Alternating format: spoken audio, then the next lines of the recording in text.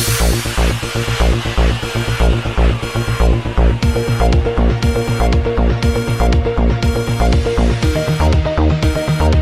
अस्सलाम वालेकुम नाज़रीन। डिप्टी कमिश्नर फैसलाबाद मोहम्मद अली ने इंसदाद डेंगू मुहिम में सर्विलेंस के नताइज पर अदम इत्मीनान का इजहार करते हुए थर्ड पार्टी ऑडिट करवाने का हुक्म दे दिया।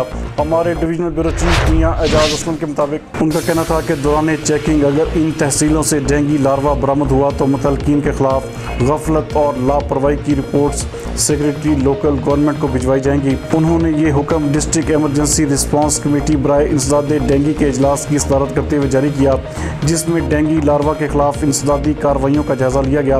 डिप्टी कमिश्नर ने सर्विलेंस सरगर्मियों का जायजा लेते हुए तहसील समुद्री, तांदियावाला और जड़ावाला में म्यूनसिपल कमेटीज़ की जानिब से गुज़श्ता माह में दौरान चेकिंग एक भी डेंगू लार्वा रिपोर्ट न होने पर तशवीश का इजहार किया और कहा कि इंसदाद डेंगू मुहिम में ऐसी अदम तवज्जोही काबिल कबूल नहीं।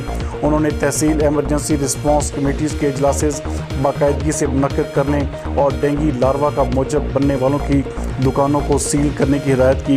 उनका मज़ीद कहना था कि डेंगू सर्विलेंस की रिपोर्ट्स में महज कागजी कार्रवाई नहीं चलेगी और गैर जिम्मेदारी का मुजाहरा करने वालों को जवाबदेह होना पड़ेगा।